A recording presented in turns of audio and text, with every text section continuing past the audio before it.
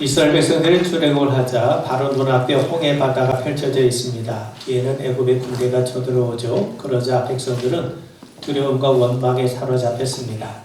그때 하나님께서 홍해를 가르셔서 이스라엘 백성들은 건너게 하시고 애굽의 군대는 홍해에 휴장을 시키십니다. 그러자 백성들이 하나님을 찬양하며 축제를 벌입니다. 미리암과 여인들은 소고를 잡고 춤을 추며 하나님을 노래하게 되죠. 자, 그런데 광야에 진입한 지 얼마 되지 않아 이스라엘 백성들은 하나님을 향해 다시금 불평과 원망을 쏟아내기 시작합니다. 광야에 이르자 당장 생존에 필요한 것들을 구할 수가 없었습니다.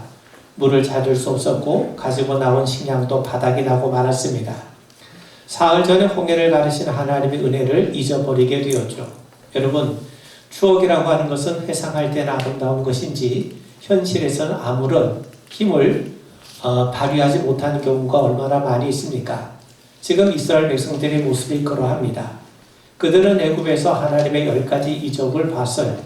홍해를 건넜어요. 또 지금의 배고픔과 현실을 현실적으로 해결하지 못하게 되고 있지 않습니까? 그러니까 원망과 불평이 나오는 겁니다. 바로 이것이 우리 인간의 정직한 실존이고 인간의 한계이기도 합니다.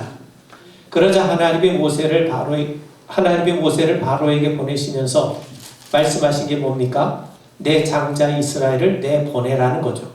하나님은 이스라엘 백성들을 자신의 아들로 여기고 계세요. 당신의 백성이 애굽에 종노릇하는 것을 원치 않으십니다. 당신의 백성이 하나님 앞에서 자녀답게 아들답게 살기를 원하세요. 그래서 그들을 애굽에서 건져내서 약속의 땅으로 인도하신 것 아닙니까? 여러분, 이스라엘 백성들에 대해서 하나님이 원하시는 뜻은 3가지입니다.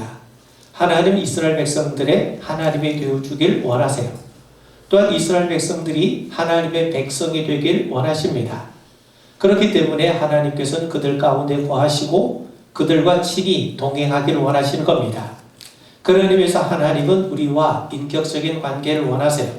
우리와 친히 교통하시고 교제하시고 동행하기를 원하십니다.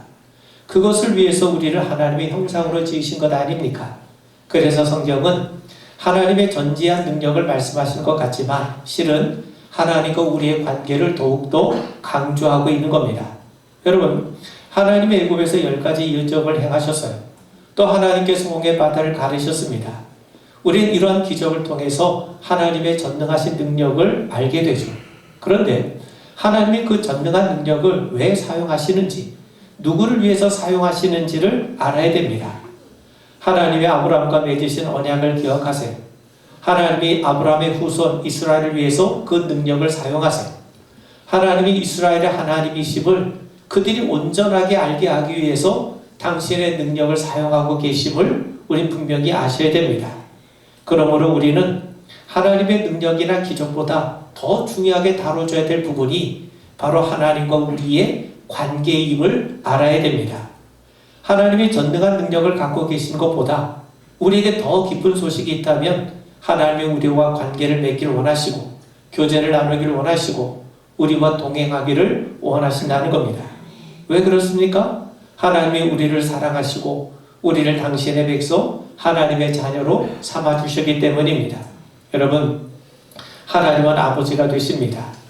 그래서 이스라엘 백성들의 불평 가운데에서도 계속해서 하나님의 아버지 되심과 이스라엘 백성들의 자녀됨의 관계를 가르치시고 깨닫게 하신 겁니다. 그런 의미에서 이스라엘의 광야의 생활은 이스라엘 백성들의 불평하는 일들이 나오긴 하지만 그런 불평의 기회로 삼으셔서 하나님의 아버지 되심, 하나님의 이스라엘 백성들의 돌보심을 계속해서 말씀하고 가르쳐주고 계시는 겁니다. 여러분, 15장 22절에 보시면 모세가 홍해에서 이스라엘을 인도하며 그들이 나와서 수르 광야로 들어가서 거기서 사흘 길을 걸었으나 물을 얻지 못하고 마라에 이르렀더니 그곳 물이 있어서 마시지 못하겠으므로 그 이름을 마라라 하였더라. 여러분, 홍해를 건넌 이스라엘 백성들이 수르 광야를 지나게 됩니다. 사흘 길을 걸었음에도 불구하고 물을 얻지 못했어요. 천신만고 끝에 물을 얻긴 했지만 그 물이 써서 도무지 마실 수 없게 되었습니다. 여러분, 광야를 걷는 사람들에게 가장 중요한 것이 물 아닙니까? 물을 마시지 못하면 탈수로 인해서 생명을 잃을 수도 있기 때문입니다. 근데 지금 이스라엘은요, 사흘 동안 뜨거운 떼약볕 아래 광야 길을 걷고 있습니다. 물을 마시지 못해서요.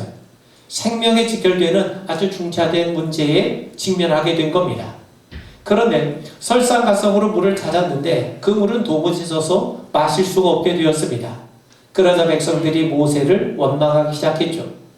이런 쓴물을 어떻게 먹을 수 있느냐? 우리를 어떻게 이 지경까지 이끌었느냐? 그 책임이 모세에게 있지 않느냐? 그러면서 그들은 마구마구 원망과 불평을 쏟아내고 있는 겁니다. 그런데 여러분, 이스라엘 백성들이 생각해 봐야 될 게 있어요. 그들이 말에 이른 것은 자기들이 원해서 온 것이 아닙니다.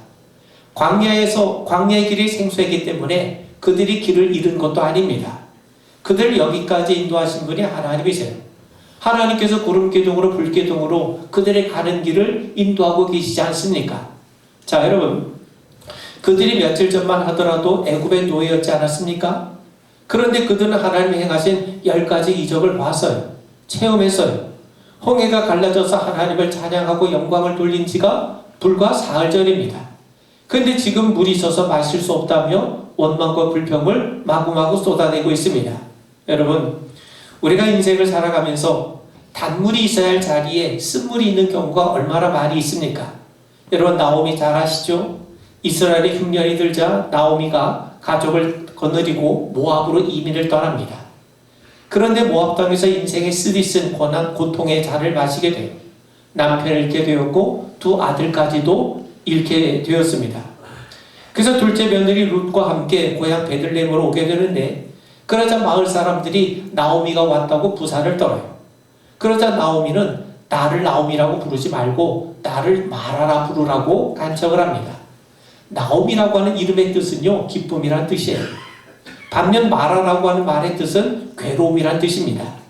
내가 잘 살기 위해서 모압으로 갔는데 거기 단물이 있는 줄 알았는데 모압에서 자신의 인생이 거덜나게 되었다는 거죠. 자신의 인생이 그야말로 쓴물 같은 인생이 되었다는 거죠. 여러분, 나오미의 인생이 이렇게 허망하게 무너지고 파손하게 될 줄 누가 알았겠습니까? 그런데 하나님은 당신의 백성들을 외면하신 분이 아니십니다. 하나님은 당신의 백성이 괴로움과 한숨, 눈물을 흘리도록 방치하신 분이 아니세요. 하나님은 우리에게 웃음을 주신 분이세요. 여러분, 우리는 사라의 이야기를 잘 압니다. 아브라함이 100세 되었을 때, 사라가 90세가 되었을 때 하나님께서 사라를 기억하시고 사라에게 약속하신 대로 아들을 허락해 주셨어요. 그때 사라가 뭐라고 고백을 합니까? 하나님이 나로 웃게 하셨다는 거예요. 하나님은 코미디를 한다는 뜻이 아닙니다. 절망할 수밖에 없던 사라에게, 쓴 웃음을 지을 수밖에 없는 사라에게 하나님의 아들을 주심으로 그녀에게 진정한 기쁨과 만족을 주셨다는 거죠. 진정으로 그가 웃을 수 있도록 하나님께서 은혜를 베푸셨다는 것 아닙니까? 나오미의 인생도 마찬가지입니다. 하나님은 그의 며느리 룻을 통해 그녀의 인생을 놀랍도록 변화를 시켜요. 그녀를 웃게 하십니다. 쓴물 같은 나오미의 노년을 단물 같게 만들어 주셨던 겁니다. 여러분, 그러므로 우리가 마실 물을 기대했는데 그 잔에 쓴물이 있다고 하더라도 절망하면 안 됩니다. 우리는 하나님의 선하심을 굳게 믿고 의지해야 합니다. 그래서 모세는 동일한 자리에서 백성들과 함께 원망하지 않았어요. 백성을 설득시키려고 노력하지도 않았습니다. 그런 상황에서 설득될 백성이 아닙니다. 모세가 한 일은 그저 하나님 앞에 기도하는 일이었어요. 그는 하나님 앞에 부르짖었습니다. 그래서 15장 25절에 보면 모세가 여호와께 부르짖었더니 하나님께서 그에게 응답하시죠.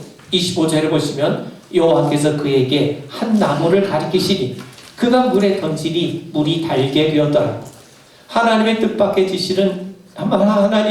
지시를 내리시는데 한 나무를 가리키면서 그 나무를 물에 던지라는 겁니다. 그 쓴물에 던지라는 거죠. 하나님의 처방은 의외로 단순합니다. 너희들이 땅을 파서 우물을 내라, 그 말씀이 아닙니다. 단순히 하나님이 정해놓으신 그 나무를 던지기만 하면 된다는 거죠.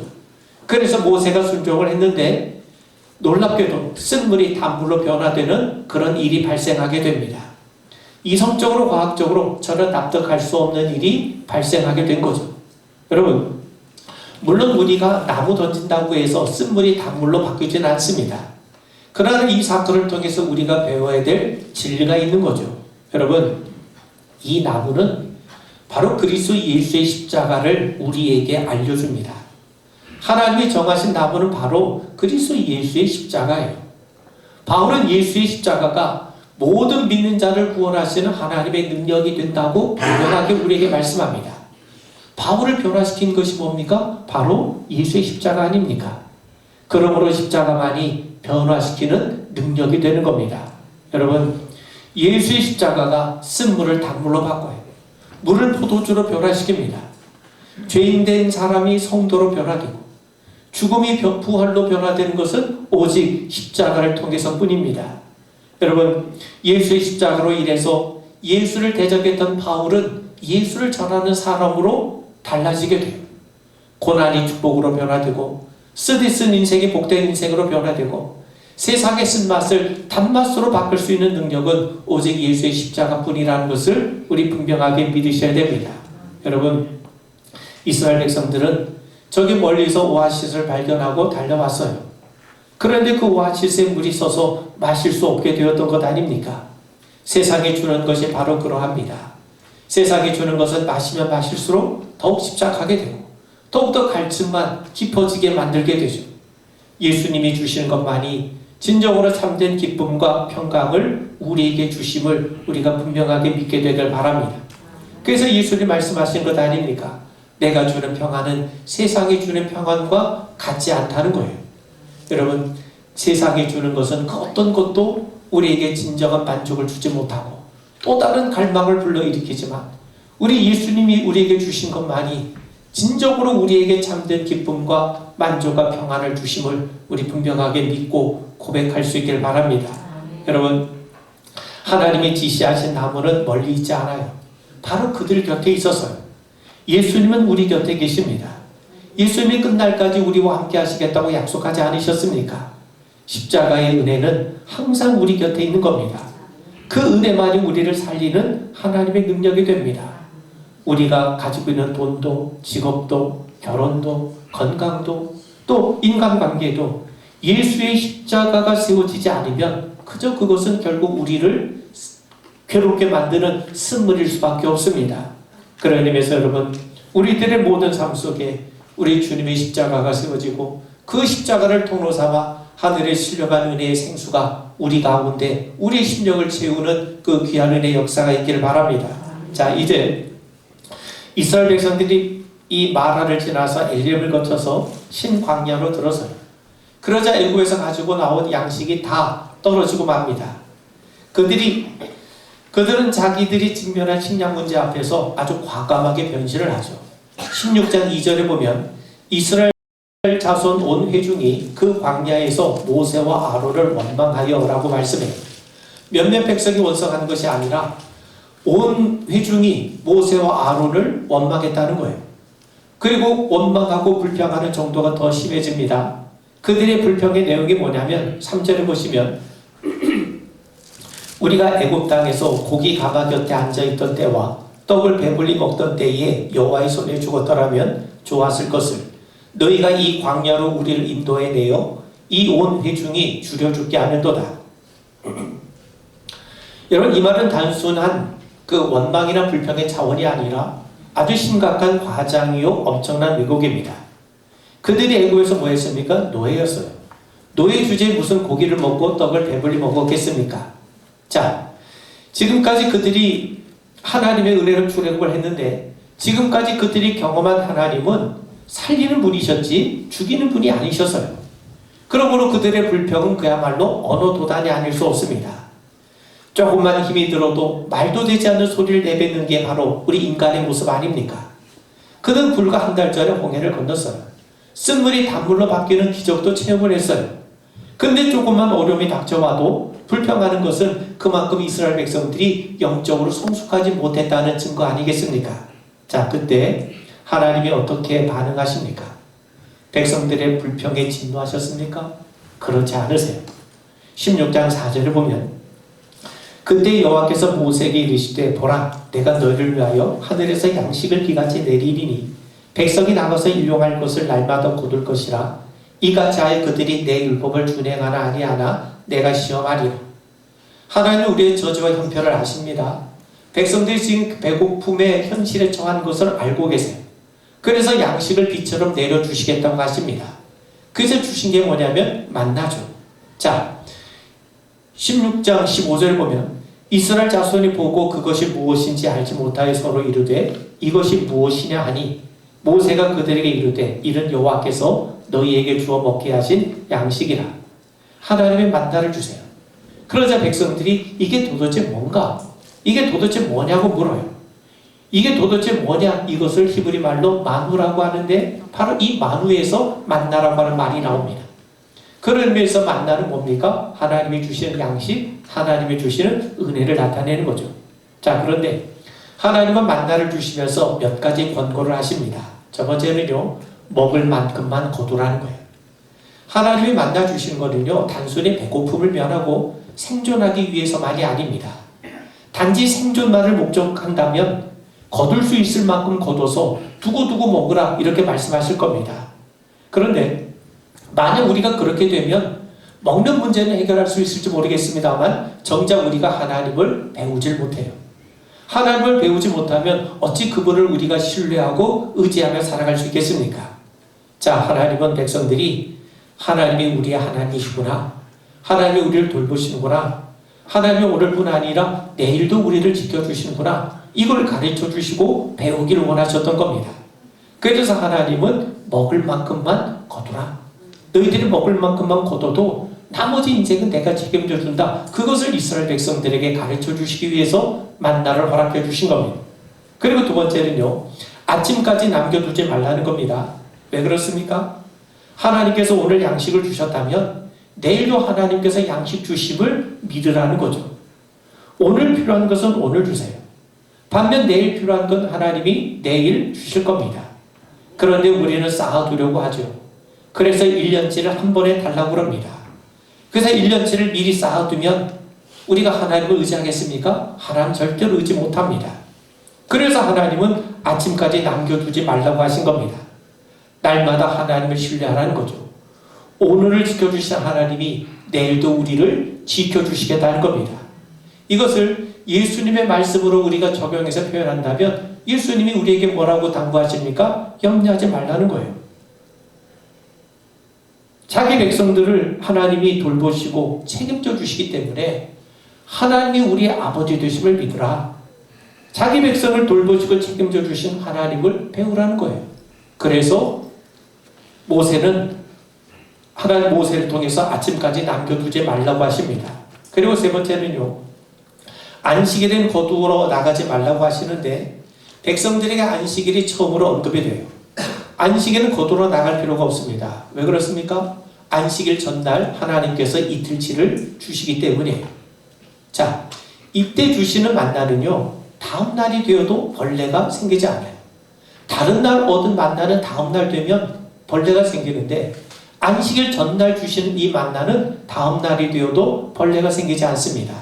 여러분, 이걸 통해서 하나님이 우리에게 말씀하신 게 뭡니까? 안식일에 하나님을 예배하고 안식일에 쉬어도 하나님께서 우리의 삶을 책임져 주심을 배우라는 거죠. 결국 하나님 말씀에 순종하는 것이 곧 우리가 진정으로 하나님 앞에서 사는 것임을 하나님께서는 이 만나를 통해서 가르쳐 주신 겁니다. 그래서 이스라엘 백성들은 40년 동안 광야에서 만나를 통해 생명을 이어가게 되죠. 자, 그렇다면 이 만나 사건은 우리에게 뭘 말씀해 주는 겁니까? 만나는 곧 그리스도 예수를 우리에게 말씀합니다. 요한복음 6장에서 예수님은 친히 우리에게 말씀하세요. 내가 곧 생명의 떡이니라. 너희 조상들은 광야에서 만나를 먹었어도 죽었거니와 이는 하늘에서 내려오는 떡이니 사람으로 하여금 먹고 죽지 아니하게 하는 것이니라. 나는 하늘에서 내려온 살아있는 떡이니 사람이 이 떡을 먹으면 영생하리라. 내가 줄 떡은 곧 세상의 생명을 위한 내 살이니라. 하나님은 광야에서 이스라엘 백성들에게 만나를 주셨어요. 그래서 그들이 광야를 걷는 동안 그 만나로 인해서 살게 되었습니다. 그런데 이제 때가 되었을 때 하나님은 죄된 세상, 이 죄된 광야를 걷고 있는 우리를 위해서 그리스도 예수를 보내주셔서 참 생명을 누리며 살게 하십니다. 하나님은 그리스도 예수를 통해서 우리에게 참된 생명, 귀한 생명, 육화된 생명, 풍성한 생명, 영원한 생명을 주시길 원하세요. 그래서 예수님이 오신 거예요. 그래서 예수님이 나는 하늘에서 내려온 살아있는 떡이니 이 떡을 먹으면 영생한다. 이스라엘 백성들은 광야에서 만나를 먹고 살았어요. 그러나 그들의 육신은 죽을 수밖에 없지 않았습니까?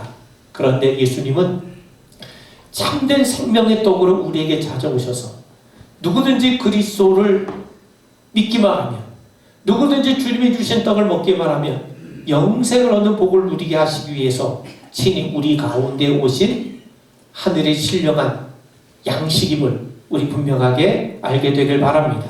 자, 이제 만나를 먹게 된 이스라엘 백성들이 르비딤에 도착을 합니다.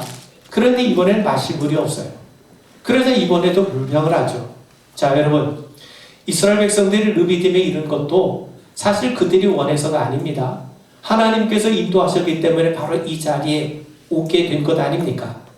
그런데 물이 있어야 될 자리에 아예 물이 없어요. 그러자 이번에도 불평이 한 단계 더 상승합니다. 17장 2절 본문에 보시면 백성이 모세와 다투어 이르되 우리에게 물을 주어 마시게 하라. 모세가 그들에게 이르되 너희가 어찌하여 나와 다투느냐? 너희가 어찌하여 여호와를 시험하느냐? 그들은 모세와 다퉜어요. 그리고 하나님을 시험하는 자리까지 이르게 됩니다. 자, 여러분, 지금까지 이스라엘 백성들은 하나님의 은혜를 받았어요. 출애굽을 했죠. 홍해를 건넜죠. 마라의 쓴물이 단물로 바뀌는 은혜를 체험했죠. 만나가 내렸죠. 그런데 사실 우리가 따지고 보면 출애굽은 출애굽이고 만나는 만나입니다. 사실 물이 없으면 살 수가 없어요. 그래서 그들은 때를 써요. 하나님을 시험합니다. 단순히 하나님이 우리 안에 계신지 안 계신지 그걸 확인하는 그런 시험이 아닙니다. 그들은 이미 출애굽을 통해서, 홍해 사건을 통해서, 만나 사건을 통해서 하나님께서 우리 안에 거하심을 알고 있어요. 하나님이 우리와 동행하심을 알고 있어요.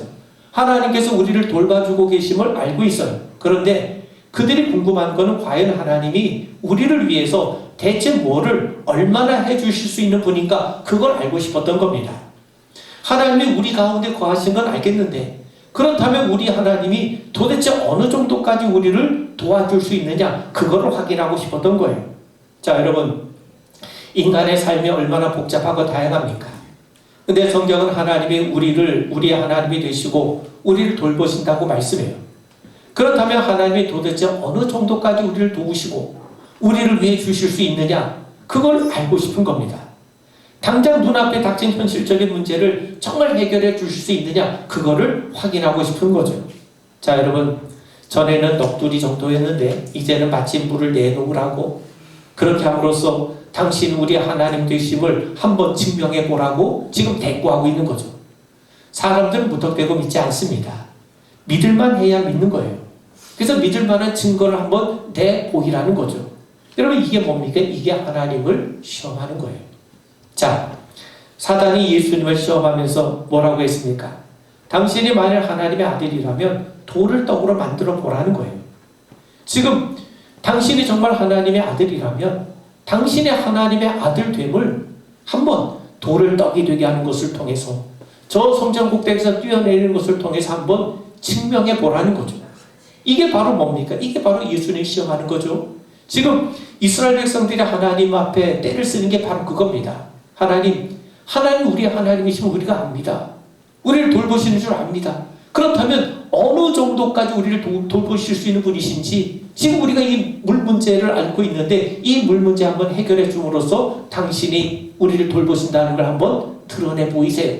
이게 바로 이스라엘 백성들이 하나님을 시험하는 거예요. 자, 하나님이 모세에게 말씀합니다. 6절 말씀 보시면 내가 호렙산에 있는 그 반석이 거기서 내 앞에 서리니 너는 그 반석을 치라. 그것에서 물이 나오리니 백성이 마시리라. 모세가 이스라엘 장로들의 목전에서 그대로 행하니라. 하나님의 반석 위에 서 계시고 모세에게는 지팡이로 그 반석을 내리치라고 말씀하세요. 그렇다면 모세는 뭘 치는 겁니까? 하나님을 치는 거예요. 지금 하나님의 반석 위에 서 계시지 않습니까? 그리고 모세는 반석을 내리치고 있는 것 아닙니까? 그렇다면 모세는 지금 하나님을 향해 지팡이를 내리친 것이 되는 거예요. 그러자 반석에서 물이 흘러났다고 성경은 말씀하고 있지 않습니까? 그렇다면 여러분, 이 르비딤 사건은 우리에게 뭘 말해줍니까? 르비딤 반석은 곧 그리스도 예수를 나타냅니다. 바울은 광야 사건을 이렇게 설명합니다. 고린도전서 10장의 말씀에 보면 형제들아 나는 너희가 알지 못하기를 원하지 아니하노니 우리 조상들이 다 구름 아래에 있고 바다 가운데로 지나며 모세에게 속하여 다 구름과 바다에서 세례를 받고 다 같은 신령한 음식을 먹으며 다 같은 신령한 음료를 마셨으니 이는 그를 따르는 신령한 반석으로부터 마셨음에 그 반석은 곧 그리스도시라. 이스라엘의 홍해를 건넌 것이 세례를 받는 것이라는 거예요. 만나를 먹은 것이 신령한 음식을 먹은 것과 같다는 겁니다.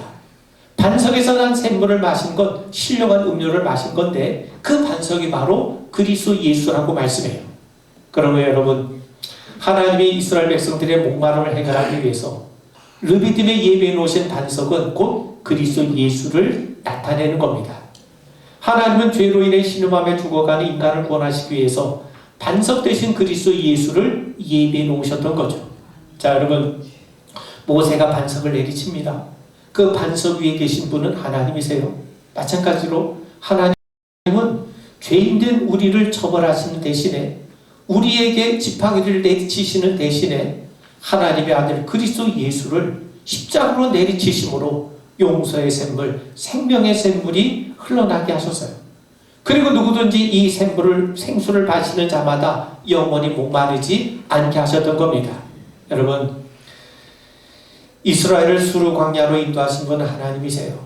쓴물을 단물로 바꾸심으로 하나님만이 치료하신 하나님이심을 드러내신 겁니다. 하나님만이 우리를 치료하세요.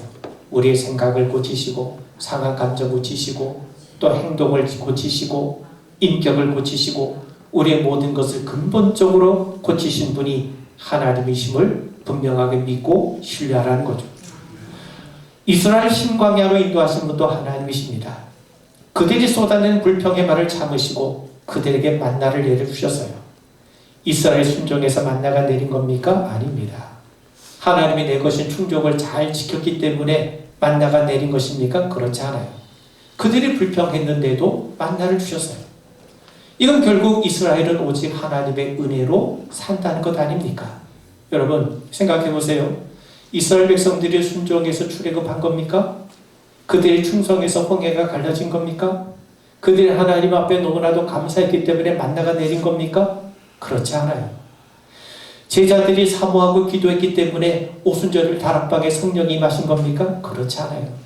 하나님의 조상 아브라함과 약속하셨기 때문에 하나님의 가나안 땅을 주시겠다고 약속하셨기 때문에 출애굽을 이루신 거예요. 그리고 홍해를 가르신 겁니다. 그리고 만나를 주신 겁니다. 예수님께서 보혜사 성령을 우리에게 보내주시겠다고 약속하셨기 때문에 오순절날 성령께서 임하신 겁니다. 여러분, 또 이스라엘 르비딤으로 인도하신 분도 하나님이시죠. 하나님은 마구잡이로 당신의 백성을 인도하신 분이 아닙니다. 그들은 광야의 지역을 몰라요. 그래서 하나님의 구름기둥으로 그들의 갈 길을 인도하신 겁니다. 홍해 앞으로 인도하신 분도 하나님, 마라의 쓴물 앞으로 인도하신 분도 하나님, 신광야로 인도하신 분도 하나님, 또 물이 없는 르비딤으로 인도하신 분도 하나님이세요. 그렇다면 하나님 왜 그리로 인도하시는지 알아야 되죠. 하나님이 인도하신다고 해서 문제가 없는 게 아닙니다. 오히려 하나님 문제가 있는 곳으로 우리를 의도적으로 인도하실 때가 많으세요. 하나님 우리의 약함을 아시고 우리가 하나님 앞에 불평을 쏟아낼 것도 알고 계세요. 그런데도 그 불평을 다 들으시면서까지 물이 없는 르비딤으로 인도하신 데는 하나님의 뜻이 있는 겁니다. 바로 그 광야의 과정을 통해서 하나님을 알게 하시고 하나님을 배우게 하신 거예요. 불평이 나오는 자리에서 그것을 계기로 하나님을 알리시는 겁니다. 오히려 우리에게 시험을 받으시는 굴욕을 받으시면서까지 우리의 하나님 되심을 끊임없이 우리에게 알리시고 가르쳐 주시는 거예요. 하나님은 모세의 지팡이에 맞으시면서까지 물을 내어주시지 않습니까? 그리고 더 나아가서 십자가에서 진의 성자 하나님이 죽으심으로 우리의 구원자가 되시고 참 생명이 되심을 우리에게 알려주고 드러내신 것 아닙니까? 그런 의미에서 여러분, 우리는 이스라엘 백성들의 모습에서 우리의 모습을 봐야 됩니다. 또 하나님께서 그들에게 그 곤경 속에서도 그들에게 먹을 것과 물을 주신 것을 통해서 그리스도 예수를 통해서 우리를 살리시는 하나님의 손길을 봐야 하는 겁니다. 그래서 날마다 하나님을 알아가는 가운데 하나님을 더욱더 깊이 신뢰하고 그분을 의지하고 그분과 동행하는 믿음의 멋진 삶이 이루어져 가는 것 아니겠습니까? 우리 기도하겠습니다. 광야에서 이스라엘 백성들이 여러 가지 곤경과 오름에 처했지만 오히려 거기서 그들이 하나님을 알게 된 것을 기억합니다. 하나님, 뜻하지 않은 여러 가지 곤경 앞에서도 우리가 절망하는 대신 그곳에서 당신의 선하심을 드러내시는 하나님을 알아가는 기회가 될 수 있도록 날마다 은총의 손길을 더하여 주시옵소서. 예수님 이름 받들어 간절히 기도하옵나이다. 아멘.